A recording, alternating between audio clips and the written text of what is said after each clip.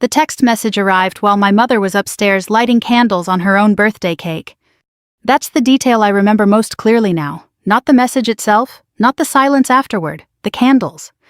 Tiny yellow flames trembling in the dining room light while Frank Sinatra played softly through the kitchen speaker, and my father laughed too loudly at something my uncle had said near the bar cart. Then his phone lit up beside my wine glass. Our daughter misses her daddy tonight. I read it once. Then again. And suddenly the room around me changed temperature. My mother was turning 64 upstairs. I was holding the velvet jewelry box containing the necklace I'd bought her after coming home from Kuwait 3 weeks earlier. My father was downstairs refilling bourbon for guests, while another woman texted him about their child. 30 minutes later, somebody rang the front doorbell. And my father went white before he even opened the door. My name is Claire Bennett. I'm 38 years old, a major in U.S. Army intelligence, and until that night I thought I understood the shape of disappointment. Turns out I didn't know half of it. My parents lived in the same 2-story brick house outside Indianapolis where I grew up. Same creaky hardwood floors, same yellow porch light, same framed family photos lining the staircase wall like evidence of a life that looked solid from the outside. That Friday night smelled like grilled steak, buttered corn, and my mother's vanilla candles. October rain tapped softly against the kitchen windows, while relatives wandered through the house carrying paper plates and wine glasses. My cousin Brian argued football near the television. Somebody's kid dropped ice in the hallway and got yelled at quietly. Ordinary sounds. That's the thing nobody warns you about family betrayal after 40. It rarely enters your life like a tornado. Usually it slips quietly into rooms already full of normal things. Dad had been acting strange most of the evening. Not dramatic, just distracted. Phone face down beside his drink, taking calls outside on the patio, checking his watch too often. The kind of behavior people explain away because they don't want to start trouble at birthdays. My mother explained it away beautifully. Your father never learned how to relax, she laughed while arranging flowers near the sink. That was Helen Bennett, making excuses for people like it was part of breathing. I stood beside her drying wine glasses while she moved carefully around the kitchen in a navy sweater and silver earrings Dad bought her maybe 15 anniversaries ago. Her hair had gone almost completely gray now, though she still dyed small streaks around the front. I noticed her hands more lately, thinner than they used to be, veins showing beneath the skin. Age arrives quietly on parents, too. One day you realize the people who raised you have started moving slower around stairs. You okay? Mom asked suddenly. I realized I'd been staring into space, holding the same glass for too long. Just tired, I said. She smiled softly. You've always carried stress in your shoulders like your grandfather. Then she squeezed my arm and walked upstairs to check the candles. I watched her disappear toward the second floor while downstairs my father laughed again near the den. Richard Bennett was 67 years old and still somehow filled rooms the same way construction equipment did. Loud voice, heavy footsteps, big opinions about everything. He'd spent 40 years building commercial roofing companies across Indiana, and another 40 believing emotions were things weaker people talked about. When I joined the Army at 22, he called it a phase. When I made captain, he forgot the ceremony date. When I deployed overseas the second time, he told neighbors I worked in military paperwork somewhere. My father respected soldiers in theory, flags, football flyovers, Memorial Day speeches, but a daughter choosing military life, especially intelligence work he didn't fully understand, that made him uncomfortable. Too independent, maybe. Too difficult to explain to his golf buddies. Once after Ranger School graduation, he told me over dinner, "Nobody cares about medals in real life, Claire." I remember staring down at my mashed potatoes, wondering why that sentence hurt more than some things people screamed. Still, part of me kept trying. Funny thing about daughters and fathers. Sometimes you spend decades chasing approval from men who stopped knowing how to give it long ago. Around 8:40 p.m., Dad left his phone on the dining room table while helping my uncle carry folding chairs from the garage. I wasn't snooping, I swear I wasn't. The screen simply lit up beside my hand. Our daughter misses her daddy tonight. No name, just the message preview. For 1 second I honestly thought maybe I misunderstood it. Maybe somebody meant their actual husband. Maybe it was innocent. Then another message appeared beneath it. She cried after you left. My stomach dropped so hard I actually felt dizzy. Upstairs, my mother started singing softly with the cousins while lighting candles. Happy birthday to you. The phone sat glowing inches from my hand. I picked it up before I could talk myself out of it. The sender was listed as Vanessa Cole, Dad's executive assistant. I'd met her once at a company Christmas dinner 2 years earlier, early 30s maybe, blonde, polite, wedding ring. I opened the messages. That was my mistake. Or maybe my salvation. Because innocent conversations don't look like that. There were hundreds. Photos, hotel reservations, inside jokes, complaints about schedules, discussions about school pickups, messages about a little girl named Emma. And scattered everywhere through the thread our daughter. I sat frozen at the dining room table while voices drifted downstairs and birthday candles flickered upstairs. One message made my throat tighten immediately. She keeps asking why Claire gets him on holidays and she doesn't. I stared at that sentence so long the screen dimmed in my hand. Not because Dad cheated. Because somewhere out there existed another little girl competing with me for a father I'd spent my entire life failing to keep. The kitchen smelled faintly like coffee and birthday cake frosting. Rain ticked against the windows. Frank Sinatra kept singing softly through ceiling speakers while my entire understanding of my family rearranged itself in real time. I took screenshots carefully. Every instinct from 20 years in military intelligence suddenly activated at once. Calm breathing, steady hands, evidence first, emotions later. Then I searched Vanessa online. Married. 1 daughter. 5 years old. My chest tightened. I found her husband's Facebook profile next. Ethan Cole. Auto mechanic outside Carmel. Family photos, fishing trips, birthday parties. A normal-looking Midwestern life quietly sitting beside destruction he didn't know existed yet. I hesitated almost a full minute. Upstairs, everybody started singing happy birthday. My mother laughed. That sound nearly stopped me. But then I looked back down at the messages again. Our daughter misses her daddy tonight. I sent Ethan the screenshots. No explanation. No dramatic speech. Just you deserve the truth. Then I deleted the notification history, locked Dad's phone, and placed it exactly where he'd left it beside his bourbon glass. A few minutes later, Mom came downstairs smiling while everybody clapped around the cake. Dad wrapped one arm around her shoulders for photos like nothing in the world was wrong. I stood near the dining room doorway holding her necklace box while something cold slowly settled inside my chest. Exactly 30 minutes later, the front doorbell rang. Dad looked toward the hallway automatically. And I watched the color drain from his face before he even touched the doorknob. For a few seconds after the doorbell rang, nobody moved. Not my mother carrying the birthday cake knife. Not my uncle reaching for another bourbon. Not me standing near the dining room archway trying to slow my breathing before my heartbeat gave me away. Only my father moved. And even that movement looked wrong somehow. Too stiff. Too fast. Richard Bennett had spent most of my life carrying himself like a man completely certain of his place in every room. Contractors respected him. Church friends admired him. Restaurant hostesses called him Han. He shook hands hard and spoke loudly and tipped 20% minimum because men like my father believed reputation was something you built brick by brick over decades. But when that second doorbell rang, I watched fear crack through him so quickly it almost didn't seem real. "I'll get it," he said. His voice sounded thinner than usual. Mom looked up from the cake candles. Who on earth is showing up this late? Nobody answered her. Rain tapped softly against the windows while Dad crossed the foyer. His shoes sounded heavy against hardwood floors. I noticed ridiculous details suddenly. The wrinkle in the back of his collar, the slight shake in his right hand, the Sinatra playlist still humming quietly from the kitchen speaker. Ordinary life refusing to pause for disaster. Dad opened the front door. A man stood on the porch wearing a dark Carhartt jacket soaked dark at the shoulders from rain. Mid-40s maybe, broad build, tired eyes. He held several printed screenshots folded tightly in one hand. Ethan Cole. For a second, neither man spoke. Then Ethan said quietly, "I think our families need to talk." Not angry. Not shouting.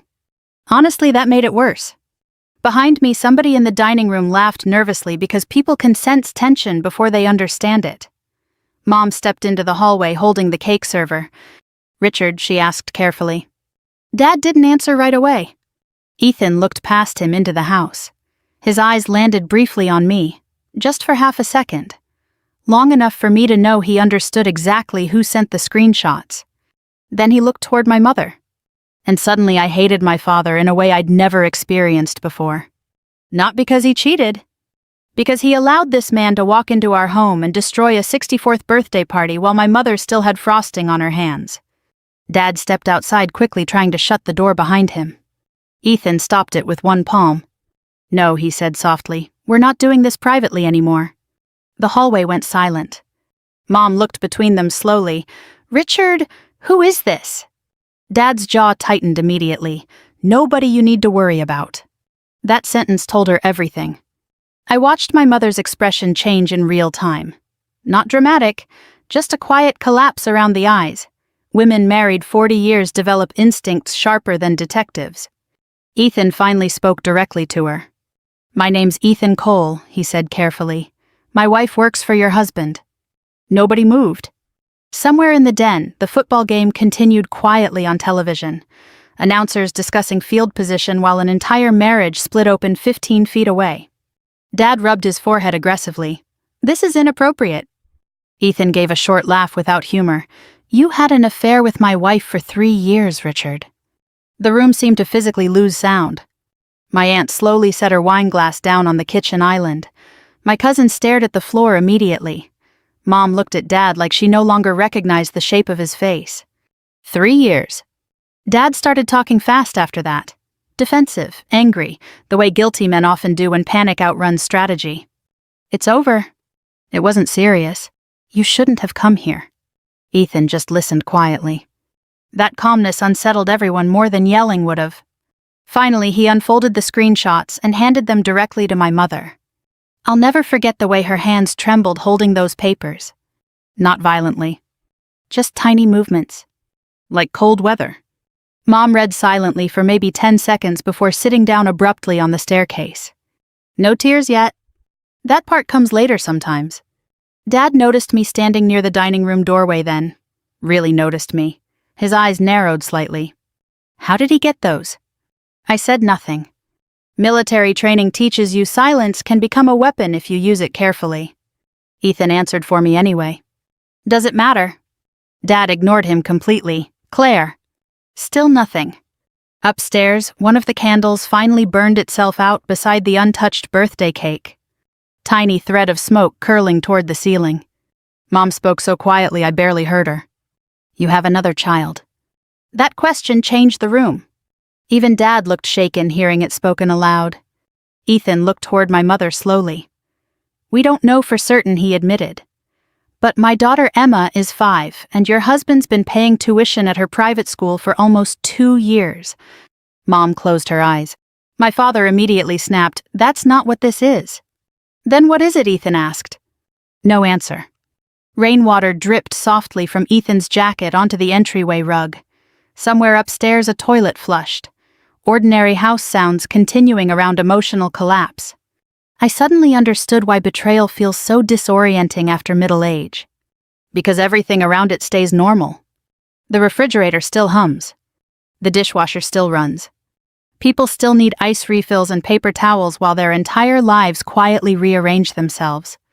Dad tried pulling Mom into the kitchen to talk privately. She moved away from him immediately. That hurt him, I saw it. Not enough to stop years ago, apparently, but enough now. Family members started disappearing carefully after that. Quiet Midwest retreat behavior, coats collected silently, half-finished drinks abandoned on countertops, nobody wanting front-row seats to another couple's humiliation. Within 20 minutes, the house felt strangely empty. Just me, Mom, Dad, Ethan, and 40 years of marriage bleeding quietly into hardwood floors.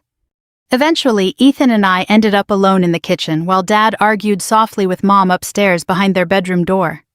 The kitchen smelled like extinguished birthday candles and cold coffee now. Rain streaked the dark backyard windows.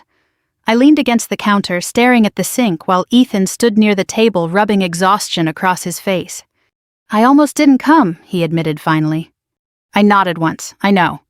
My daughter's asleep at her grandmother's tonight. His voice tightened slightly. She still thinks Richard's some family friend from work. That sentence landed hard.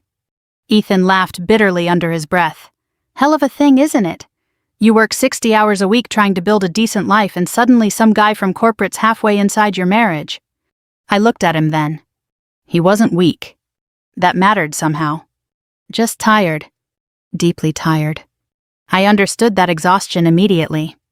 People think military work prepares you for emotional situations, I said quietly. It doesn't. Ethan gave the smallest nod. Upstairs I heard muffled voices through the floorboards. My father talking louder now, my mother crying softly. That sound hit me harder than I expected. Because growing up my mother protected everybody. Birthdays, Christmases, illnesses. She remembered dentist appointments and favorite casseroles, and which relatives stopped speaking after funerals. She carried emotional weight for the entire family, so naturally nobody noticed until she finally broke under it. Ethan studied me carefully for a second. You already suspected something. I thought about lying. Didn't. No, I admitted, but I knew my father stopped really being present a long time ago. He stared down at the folded screenshots in his hands. Funny thing is, he said quietly, my wife used to say, your father understood her better than anybody. That sentence almost made me laugh. Not because it was funny. Because Richard Bennett barely understood his own daughter. Around 10:15, Mom finally came downstairs alone. Her mascara had smeared slightly beneath one eye. She looked older suddenly, smaller too somehow. She stopped near the kitchen doorway and looked directly at me. Not Dad. Me. Claire, she said softly, did you already know before tonight? The refrigerator motor clicked on behind us. Rain kept falling outside. And for the first time all evening, I honestly didn't know how to answer her. I didn't answer my mother right away. Not because I wanted to protect my father. Honestly, by that point, I wasn't sure I wanted to protect him from anything anymore. I just didn't know how to explain the feeling sitting inside my chest. The strange combination of guilt and anger and relief that comes when a secret finally becomes visible after years of quietly poisoning a family. Mom stood near the kitchen doorway waiting. Her birthday sweater hung loose around her shoulders now, like she suddenly felt cold inside the house she'd lived in for 40 years. I found out tonight, I said carefully, a little before Ethan got here. That hurt her. I saw it immediately. Not because I caused the situation. Deep down, she knew exactly who caused it.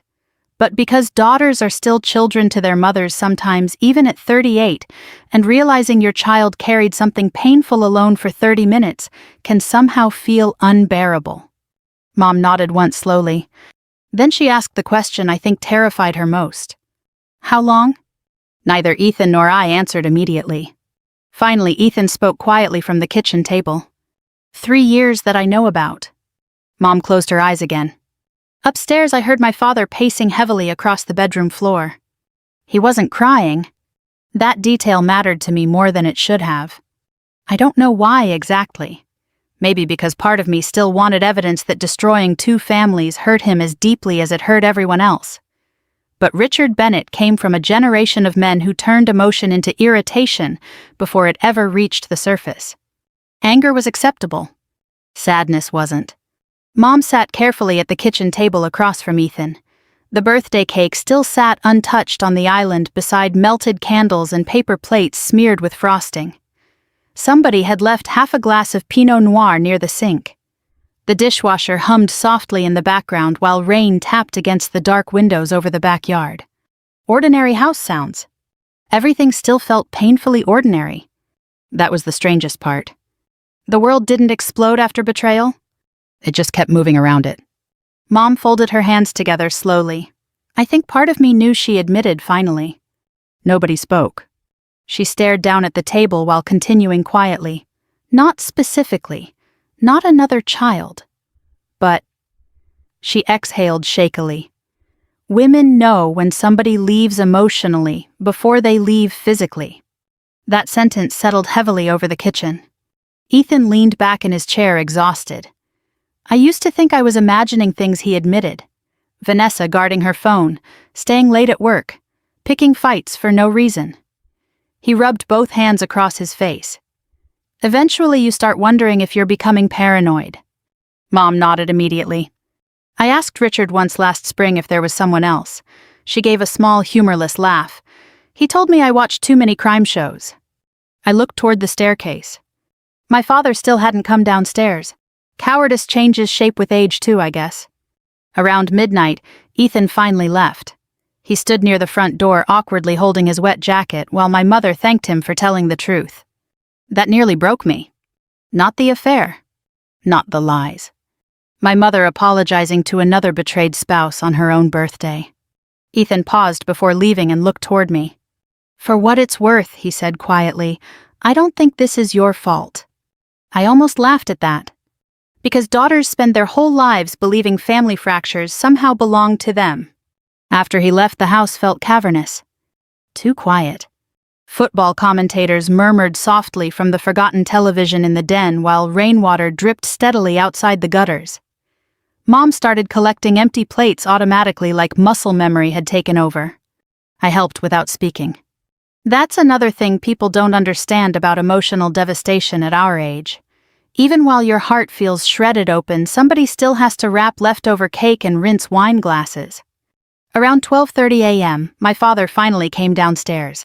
He looked furious, not ashamed. Furious. Unbelievable, he muttered while grabbing his bourbon glass from the counter. Mom stared at him carefully. That's your first word to us. Dad ignored her completely and looked at me instead. You sent those screenshots. Not a question. I folded my arms slowly. Yes.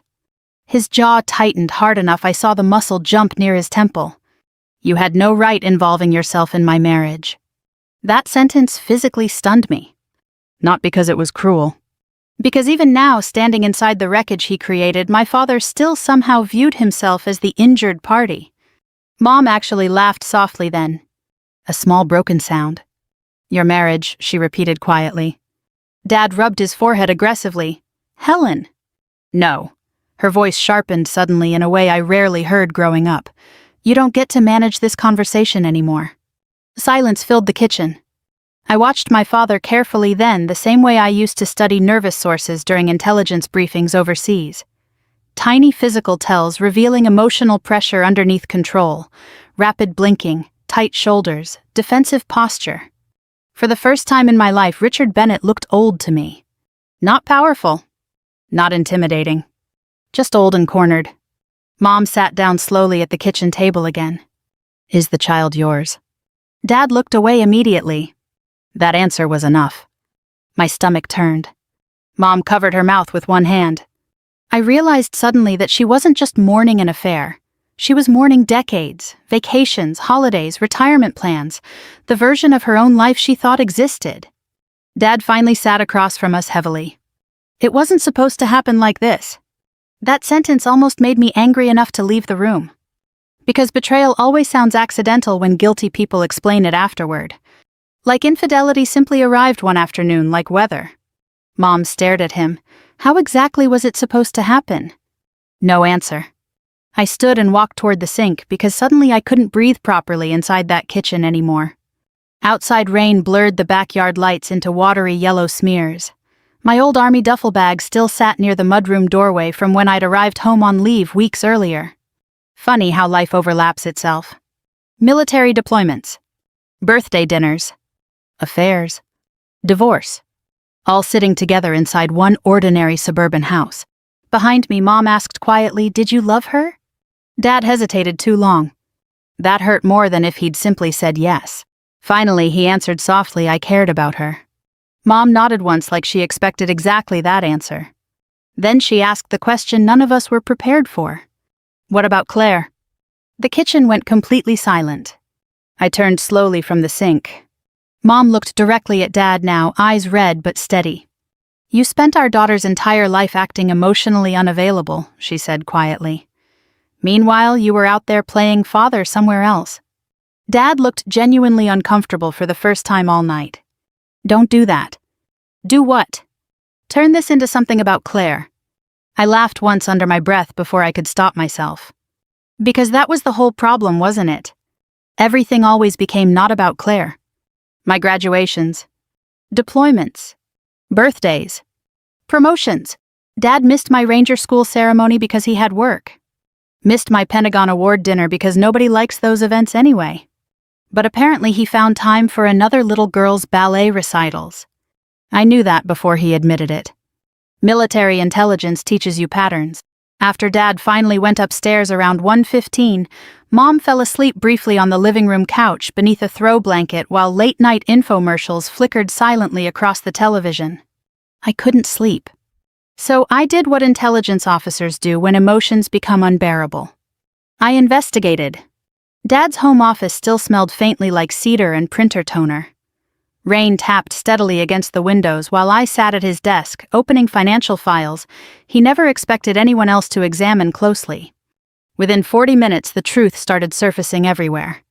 Private school tuition payments, apartment lease transfers, weekend hotel reimbursements hidden inside business expenses. Then I found photographs. Emma, 5 years old, gap-toothed smile, brown curls, standing beside my father holding fishing poles and birthday balloons and ice cream cones. In one photo, she sat on his shoulders at the Indianapolis Zoo while he grinned like the happiest man alive. I stared at that picture so long my eyes started burning. Because my father never once carried me like that. Not once. And suddenly I understood something terrible. I spent 20 years believing my father simply didn't know how to love people deeply. Turns out he just didn't know how to love us. At 2:07 a.m., I found an email confirmation for something called Indiana Business Leadership Foundation Annual Gala. Next Saturday. Guest of honor Richard Bennett. Lifetime Leadership Award. I stared at the screen a long time while rain whispered against the dark windows. Then slowly, for the first time all night, a very calm idea began forming inside my head. The gala took place the following Saturday at the Conrad downtown. Indianapolis looked cold and expensive in the rain that night.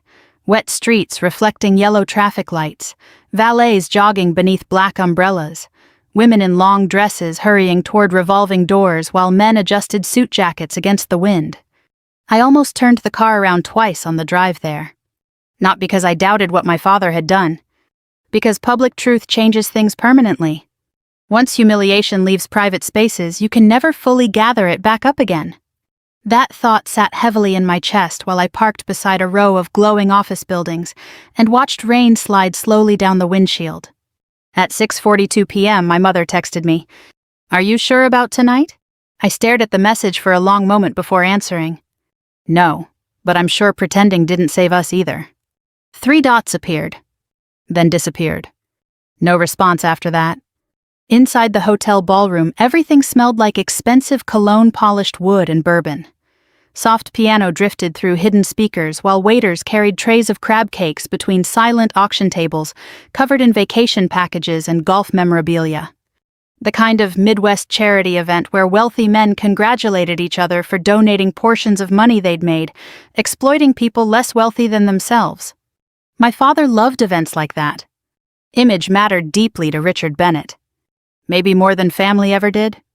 I arrived wearing full army dress blues. Not for intimidation. Honestly, part of me almost wore civilian clothes instead because military uniforms make people stare, and after 20 years in service I'd grown tired of strangers thanking me for things they didn't actually understand. But in the end I wore them anyway.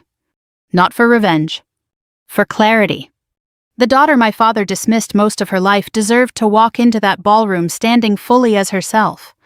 Nothing hidden. The elevator doors opened onto the second-floor ballroom lobby around 7:15. Conversations softened immediately when people noticed the uniform. A retired veteran near registration nodded respectfully. Somebody near the bar whispered, "Army Major, I think." I ignored it.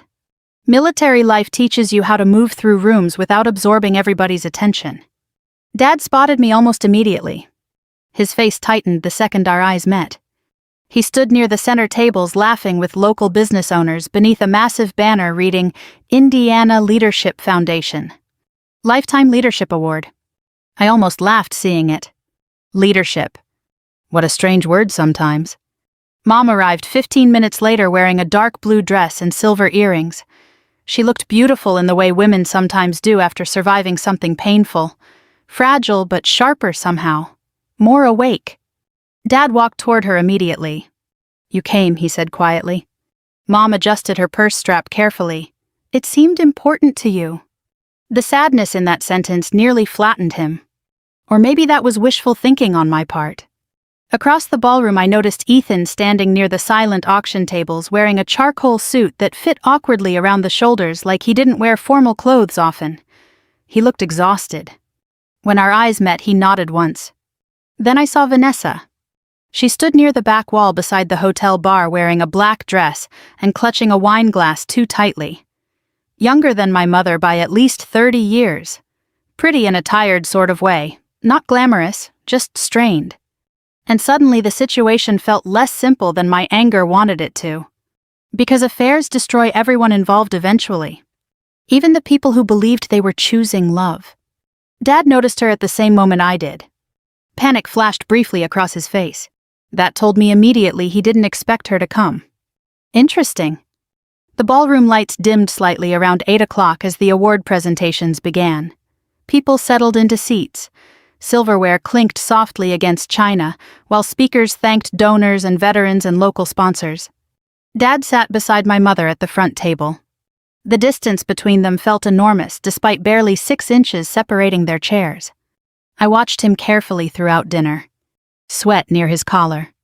Constant water drinking. Forced laughter. A man slowly realizing control had already left his hands. The foundation director finally stepped onto the stage around 8:45. And now she announced warmly, "We honor a man whose leadership and commitment to family values helped shape businesses and communities across Indiana for over 40 years. I saw Mom close her eyes briefly. Family values. Jesus Christ. Polite applause filled the ballroom while Dad walked toward the stage, smiling stiffly beneath golden lights. Then everything started unraveling quietly. Not dramatically. That's important.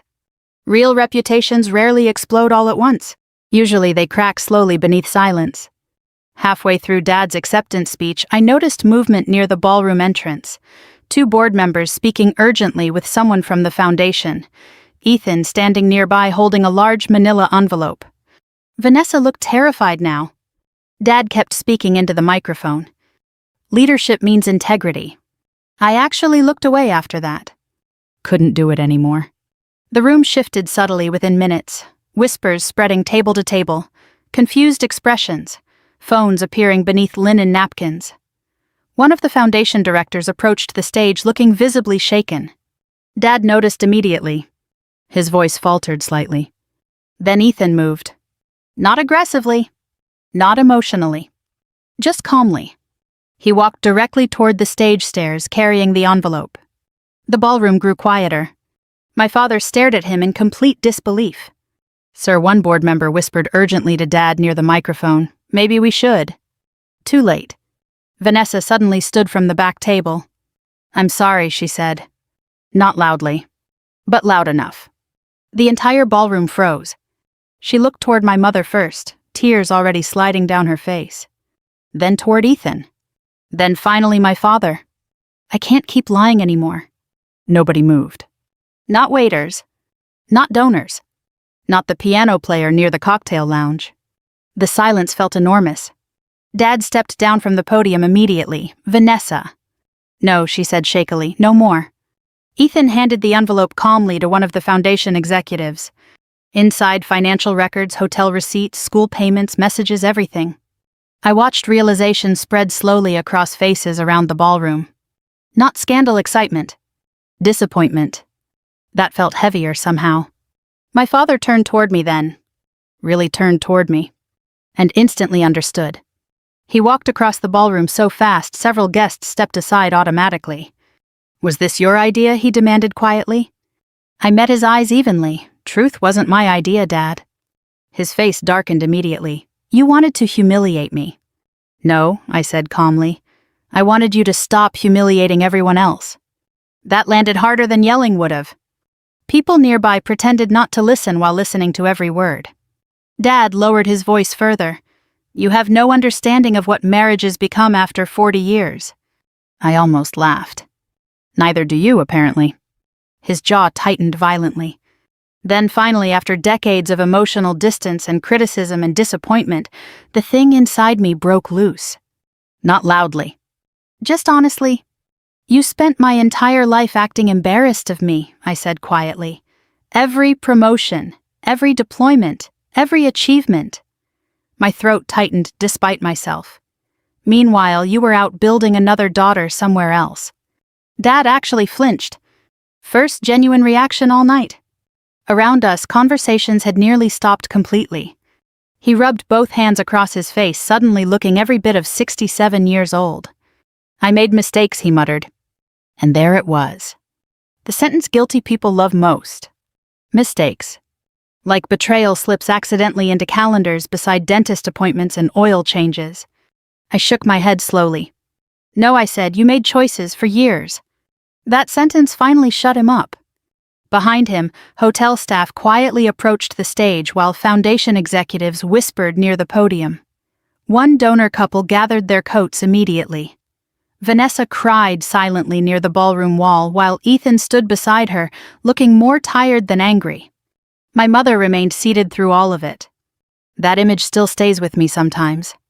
Helen Bennett sitting alone beneath crystal chandeliers while the life she spent 40 years protecting collapsed quietly around her. Dad looked toward her then. For one second I honestly thought he might walk over and apologize. Instead he said something that permanently changed the way I saw him. "She's replaceable," he muttered bitterly, glancing toward Vanessa. None of this was worth blowing up families over. Vanessa looked like he slapped her. Even Dad realized immediately how terrible it sounded. But it was too late. Because suddenly I understood something clearly. My father didn't destroy people because he loved too deeply. He destroyed them because he viewed people as manageable parts of his own life. Employees. Wives. Daughters. Replaceable. And weirdly enough, that realization freed me. Hotel security managers arrived a few minutes later after foundation directors quietly requested assistance resolving a private issue. Again, no screaming. No dramatic escort.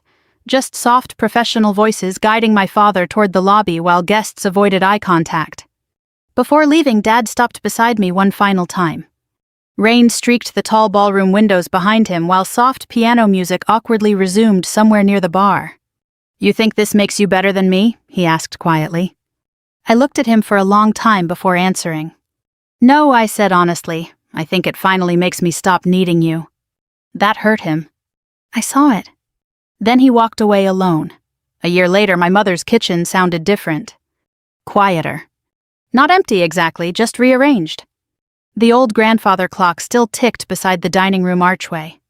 Coffee still brewed around 6 every morning. Rain still tapped softly against the windows during Indiana spring storms. But the tension that used to sit invisibly inside those walls like trapped smoke had finally begun fading. Funny thing about truth. It destroys things. But sometimes it also lets people breathe again. Mom sold the big house that February. Not because she had to financially. Dad offered a generous settlement during the divorce, probably hoping money might soften guilt.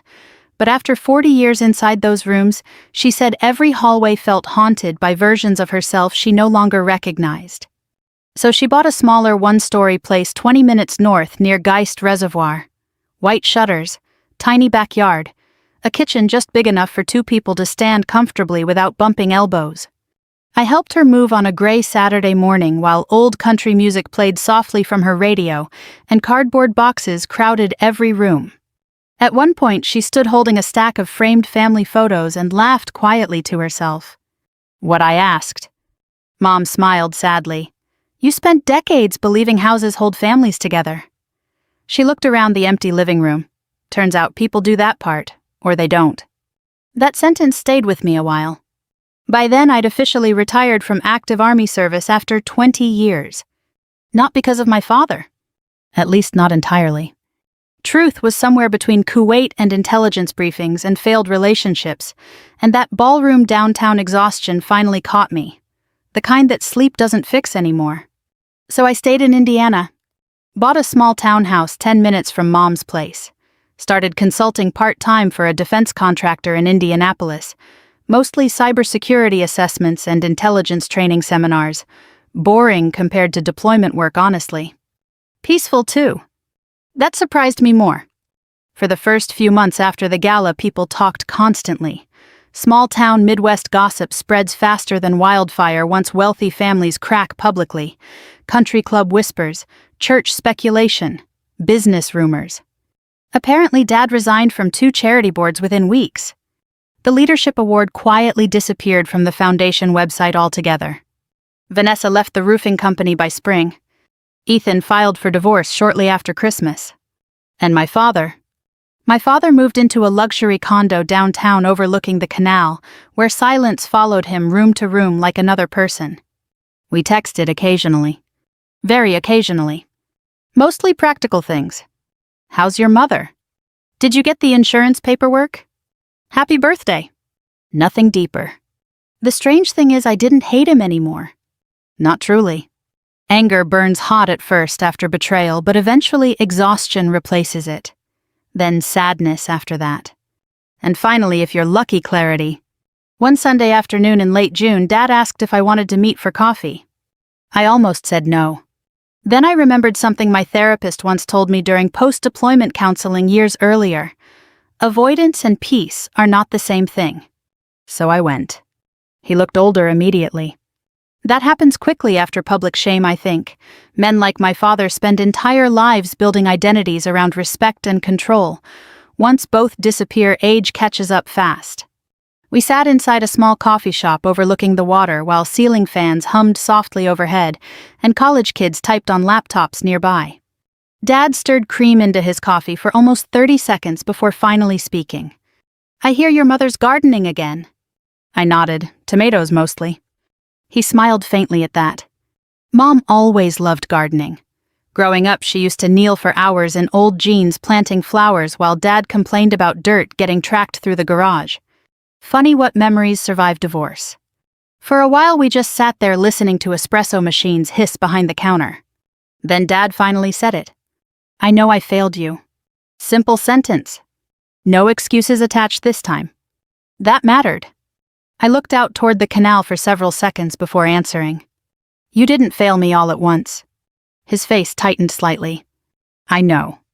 And honestly, that was enough. Not forgiveness exactly, but truth. Real truth. The kind that arrives late and ugly and human." Dad started seeing Emma regularly after the divorce. I know that because Mom told me quietly one afternoon while we folded laundry together. "You okay with that?" I asked carefully. Mom thought about it a long moment. "That little girl didn't do anything wrong," she said softly. There it was again. Helen Bennett somehow remaining kinder than everybody who hurt her. A few weeks after that, I actually met Emma accidentally at a park near Geist.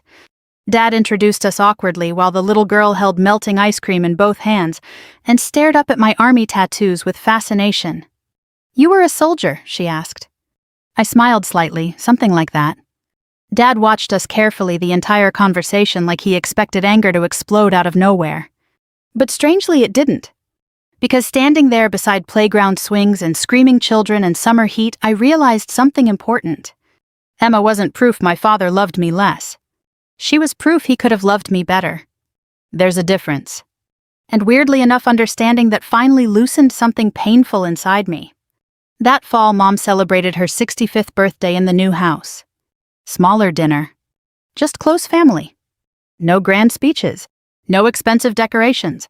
I grilled steaks outside while old Motown songs played softly through kitchen speakers. Mom laughed with my aunt over wine glasses while rain drifted gently against the patio screens. At one point, she stood beside me frosting her own birthday cake because she refused to let anybody else ruin the edges. I watched her quietly for a second. She looked lighter. Still wounded sometimes, yes. But lighter. Mom noticed me staring and smiled. "What?" I shook my head. Nothing.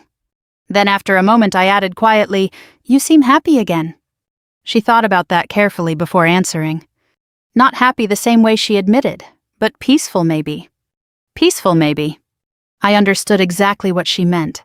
Later that night, after everybody left, Mom and I sat together in the kitchen drinking coffee while rain tapped softly against the windows. Same sound as that birthday a year earlier. Completely different life. Mom stirred cream slowly into her mug before asking the question I think she'd carried silently for months. "Do you hate your father?" I looked down at the steam rising from my coffee. Thought about ballroom lights, army promotions, missed graduations, affairs, secrets, little girls needing fathers, and all the years I spent trying to become impressive enough for one emotionally unavailable man to finally see me clearly. Then I answered honestly. "No," I said quietly, but I finally stopped needing him to become someone he never was. Mom nodded slowly like that answer gave her peace too. Outside rain whispered across the dark backyard while warm kitchen light reflected softly against the windows. And for the first time in a very long time, the silence inside our family no longer felt heavy. It just felt quiet. If you've ever loved someone who disappointed you deeply, especially a parent, then you probably understand how complicated healing becomes later in life.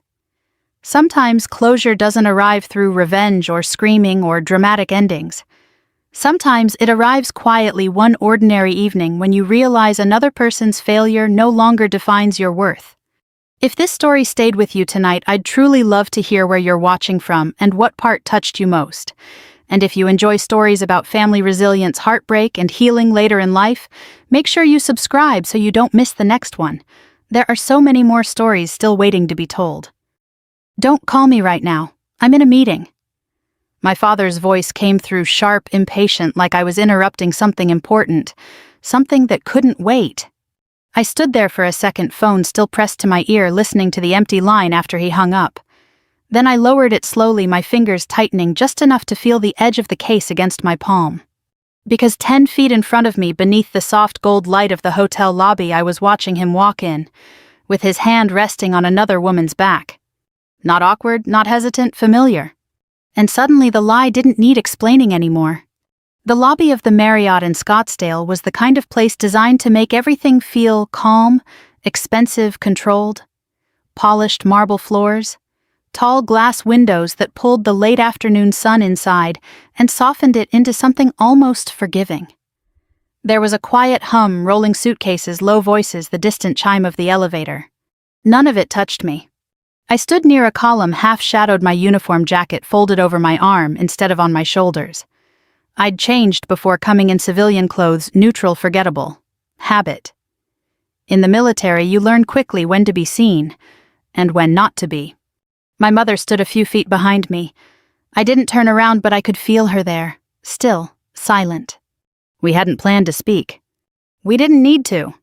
My father approached the front desk with the same easy confidence I'd seen my entire life. Shoulders back, chin level, the kind of man people trusted without asking questions. He leaned slightly toward the receptionist, smiling in that familiar, practiced way, the one that used to make rooms open for him. The woman beside him laughed at something he said. It was a little too loud for the space, like she was trying to match his energy and overshot it. Younger than my mother. Younger than him by at least 20 years. Her hand brushed his arm as she spoke. He didn't move away. That was the detail that settled it. Not the hotel, not the lie. The comfort. The way they moved around each other like this wasn't new. I exhaled slowly, steady, controlled. No rush of anger, no surge of disbelief. That part had already passed weeks ago, maybe longer. What I felt now was something else. Clarity. Behind me, I heard the faint shift of fabric. My mother adjusting her stance, maybe, or maybe just grounding herself the way I was. She had asked me to come with her, not to confront him, not to make a scene, just to see. "I don't need proof anymore," she had said that morning, her voice calm in a way that made me pay attention. "I just need to know if I'm done pretending." So we came. And now we knew. At the counter, my father handed over a credit card. I didn't need to see it closely to recognize it. We'd used that same card last Christmas. Same one my mother used for groceries, for birthdays, for the quiet, ordinary things that built a life. He didn't hesitate, didn't glance around, didn't check his surroundings. Why would he? In his version of reality, I was back on base. My mother was probably at home. And this was separate, contained, safe. The receptionist typed something into her computer, then smiled up at him. Checking in. "Yes," he said easily. "Reservation under Carter." Carter. The name landed differently in my chest than I expected. Not painful, just distant, like something I used to belong to. I shifted my weight slightly, just enough to keep them in view without drawing attention. Years of training made the movement instinctive. Observe, assess, stay still. The woman Emily, I would later confirm, leaned closer to him as the receptionist spoke again. Her voice dropped softer now, like they were already stepping into a more private world. I didn't catch the words. I didn't need to. I pulled my phone from my bag and glanced at the call log. His name still sat at the top, less than a minute ago. "I'm in a meeting." I almost smiled, not because it was funny, but because it was so simple, so predictable. For years, my father had been the kind of man who explained everything. Detailed, precise. If he was late, there was a reason. If something didn't add up, he'd walk you through it until it did. Lately, it had changed. Short answers, delayed responses, conversations that ended just a little too quickly. At first, I told myself it was stress, work, age. Then I started noticing patterns. And once you see a pattern, you can't unsee it. The receptionist reached for 2 key cards and placed them neatly on the counter. My father picked them up, his hand brushing hers in a brief, polite gesture, before he turned slightly toward the woman beside him. His hand returned to her lower back. Again natural, unthinking. Like it belonged there. I felt something shift inside me then. Not a break. That had happened earlier, quietly over time. This was different. This was the moment something ended. They turned toward the elevators, walking side by side, close enough that their shoulders almost touched. Neither of them looked around. Not once. The doors slid open with a soft chime. They stepped inside. And then they were gone. The lobby returned to itself almost immediately. A man on his laptop near the corner. A couple checking in behind where my father had just stood. The low music overhead steady and indifferent. Ordinary. That was what struck me most.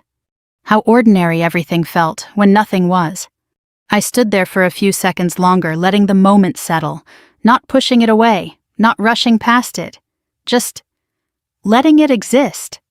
Then I turned. My mother met my eyes. There were no tears, no visible anger. Just a kind of quiet that I had never seen in her before, not empty, just resolved. "Well," she said softly. That was it. No accusation, no question. Just acknowledgement. I nodded once, yeah. We didn't hug, didn't say anything else, we didn't need to. After 30 years of marriage, whatever needed to be understood between them already was. I glanced back toward the front desk. The receptionist was still there, organizing something behind the counter. In my bag, I could feel the edge of the envelope, thick, sealed, prepared. We hadn't come here by accident. A week earlier, my mother had sat across from a lawyer in a quiet office and said the words out loud for the first time. Not with anger, not with hesitation, just clarity. "I'm done." Papers were drafted, documents gathered, accounts reviewed. Everything handled the way things should be handled when you're no longer reacting, but deciding. I stepped toward the front desk, slowly aware of my own breathing, steady and controlled. My mother followed just a step behind. The receptionist looked up as I approached.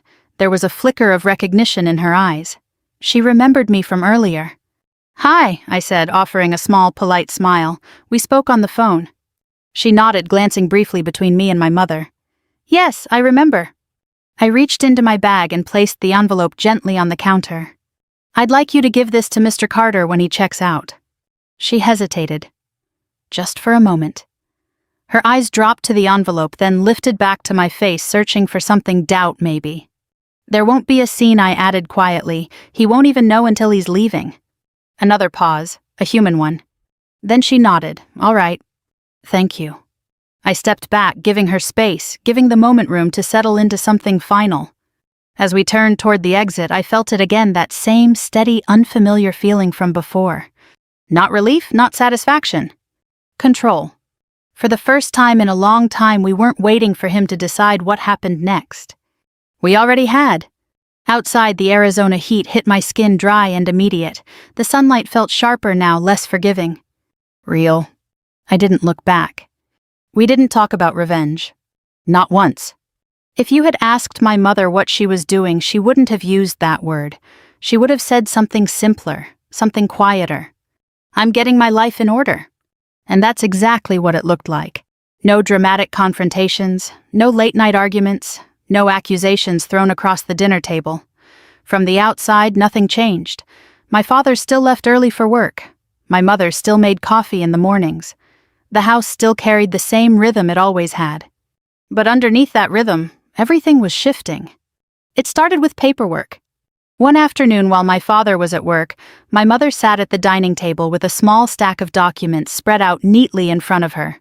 Bank statements, credit card summaries, insurance papers, the kind of things people only organize when something important is coming.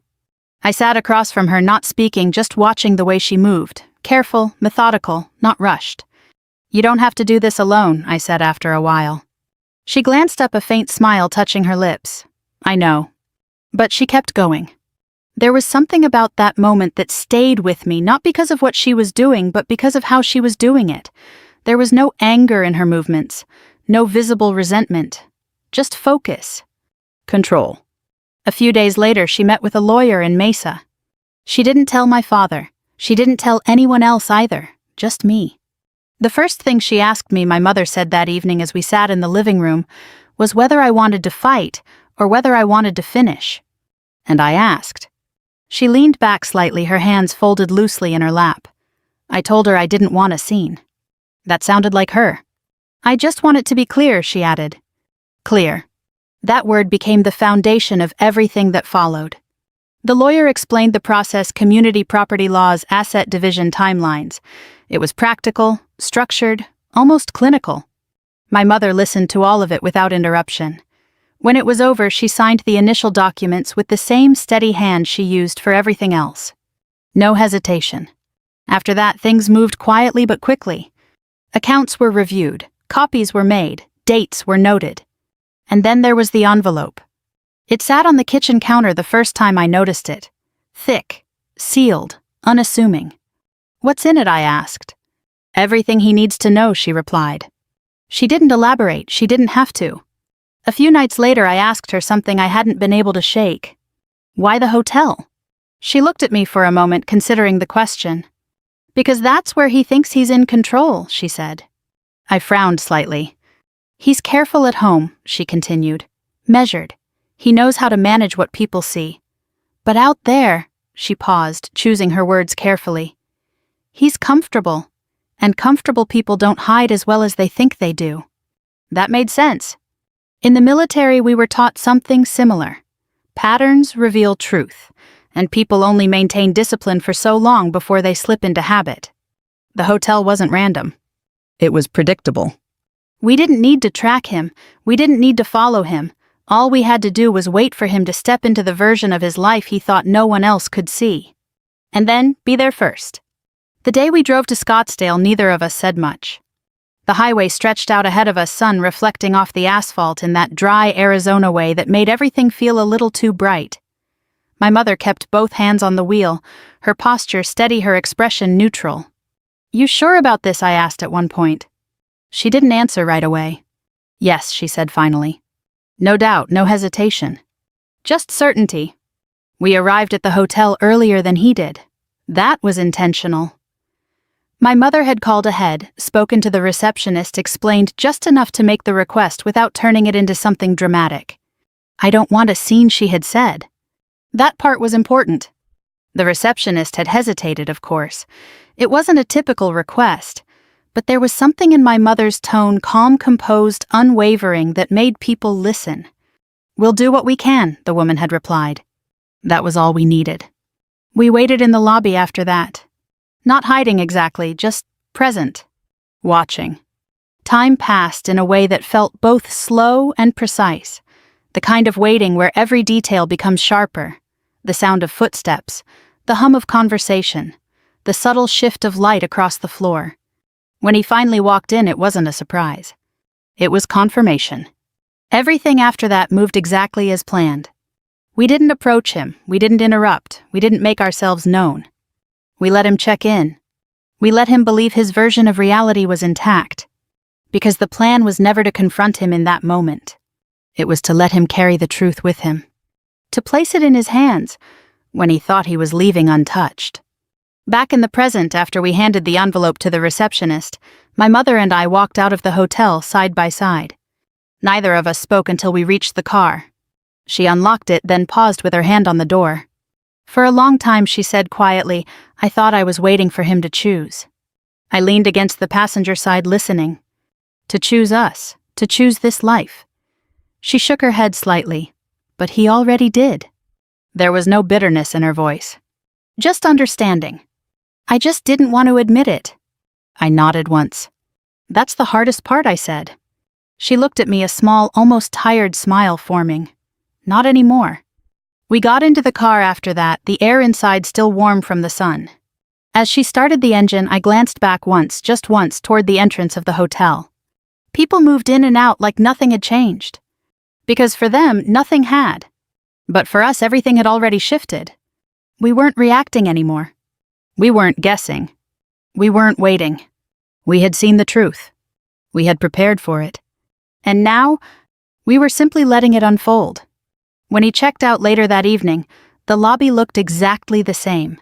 Same soft lighting, same quiet music, same polite rhythm of people moving in and out of a place that never really changed. The difference was him. I didn't see it happen. Not directly, but I could picture it clearly enough the moment the receptionist slid the envelope across the counter with a neutral smile, the way he would have taken it without thinking, assuming it was a receipt or a copy of something routine. And then, the pause. The slight shift in his posture as he realized the weight of it wasn't paper thin. The hesitation before opening it. And then the stillness that follows when something you didn't expect suddenly makes perfect sense. He wouldn't have made a scene. That wasn't who he was. Not in public. Not in a place where people could see. But something would have shown. A tightening in his jaw. A change in his breathing. That small involuntary reaction you can't control when your version of reality breaks open just enough to let the truth in. By the time he walked out of that hotel, he already knew. And for the first time, he wasn't the one in control of the narrative. The drive home from Scottsdale to Mesa usually takes about 20 minutes. That night, I imagine it felt shorter. Not because he was calm, but because when something urgent settles into your mind, everything else disappears. Traffic, distance, time. It all collapses into a single thought. How do I fix this? By the time he pulled into the driveway, the house looked exactly the way he had left it that morning. Lights on in the kitchen, curtains slightly open, the familiar ordinary image of a life still in place. But what he didn't know, what he couldn't have known, was that inside everything had already changed. My mother and I were sitting at the kitchen table when the front door opened. We didn't turn right away. We let him walk in. Footsteps faster than usual, slightly uneven, the sound of the door closing harder than necessary. Linda. His voice carried something I hadn't heard in a long time, not authority, not control. Uncertainty. My mother looked up first, not sharply, not dramatically, just steadily. "I'm here," she said. He stepped into the kitchen a moment later. I watched his face carefully. Years of training had taught me to read people, not just what they said, but what they tried to hide. His eyes moved quickly, taking in the scene. My mother at the table, me sitting beside her, the two of us together. Then the envelope in his hand. That's when the color in his face shifted. Not completely gone, not yet, but enough. "What is this?" he asked, holding it slightly up like the answer might be written on the outside instead of inside. My mother didn't respond immediately. She folded her hands in front of her, resting them lightly on the table. "It's exactly what it looks like," she said. There was a pause. Not long, but long enough for the meaning to land. "Divorce papers," he said, the word catching slightly in his throat. "Yes." He let out a short breath, almost a laugh, but there was no humor in it. This is insane." I didn't move, didn't lean forward, just watched. "You had someone hand me divorce papers at a hotel," he continued, his voice rising slightly. "At a hotel." "It was private," my mother replied calmly. "No one made a scene." "That's not the point," he snapped. I spoke then. "It is the point." His eyes snapped toward me. "Excuse me." I held his gaze evenly. "You didn't want a scene, neither did we." Silence followed. He looked between us again, searching for something: confusion, doubt, hesitation. There wasn't any. "You're overreacting," he said finally, his tone shifting, trying to regain footing. "You don't have all the information." My mother tilted her head slightly. "Then give it to me." Another pause. This one longer. Because that's the problem with lies. They need details. And when the moment comes to provide them, there's usually nothing left. "It's not what you think," he said softer now. I almost smiled, not out of amusement but recognition. "It's exactly what we think," I replied. He ran a hand through his hair, pacing once across the kitchen like movement might help him find something to say. "She works with me," he said quickly. "It was a work trip, we had meetings." In a hotel room, I asked, my tone still calm. He stopped. "That's not—" "You told Mom you were in a meeting?" I continued, not raising my voice. "You were." He stared at me. "Just not the kind you thought you'd have to answer for." The words landed cleanly. No anger, no accusation. Just truth. He exhaled sharply, his shoulders dropping a fraction. Not enough for most people to notice. But I did. "I didn't want to hurt you," he said, finally, his voice quieter now. My mother nodded once. "I believe that," she said. For a second, something like hope flickered across his face. "But you did," she added. And just like that, it was gone. We sat there in the quiet for a moment, the weight of everything settling into the space between us. He looked down at the envelope again, then back at my mother. "You're really doing this?" "Yes." "Over one mistake." That word one hung in the air. My mother glanced at me briefly, then back at him. "This didn't start at that hotel," she said. "That was just where it ended." He didn't respond. Didn't argue. Because deep down, he knew she was right. His gaze shifted around the kitchen like he was seeing it for the first time.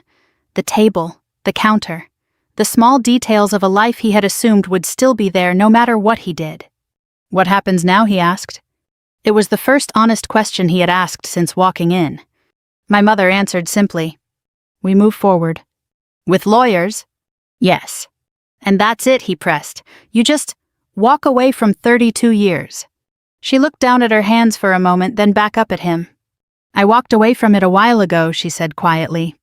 That was the moment his composure broke. Not loudly, not dramatically. Just visibly. The realization that this wasn't a reaction. It was a decision. I stood then, pushing my chair back slowly. He turned toward me, his expression shifting again, uncertain, searching. "You knew about this?" he asked. "Yes." "And you didn't say anything?" I met his eyes steady. "I was waiting for you to tell the truth." He looked away first. "That told me everything I needed to know." I picked up my bag from the counter. "Where are you going?" he asked. "To stay with Carol for a few days," my mother replied before I could answer. He nodded slowly, like he had expected that, or maybe like he was trying to catch up to a reality that had already moved past him. I paused near the doorway, then spoke one last time. "You said you were in a meeting," I said. He didn't respond. "You were," I continued. "You just didn't realize what was being decided." And then I walked out. No shouting, no slammed doors, just the quiet sound of something ending, exactly the way it had been breaking all along. 8 months later, the mornings felt different. Not better in the way people expect, not brighter, not easier, but clearer. The kind of clear that comes when something stops pressing against you from the inside.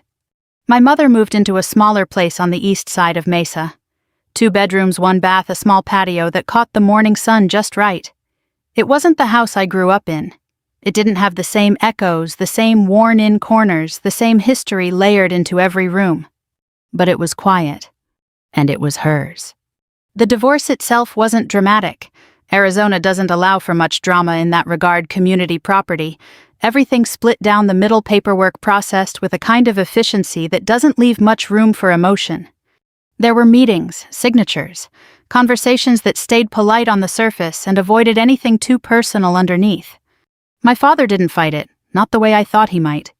Maybe he knew there wasn't much left to argue, or maybe for the first time in a long time he understood that control wasn't something he could reclaim by talking his way through it.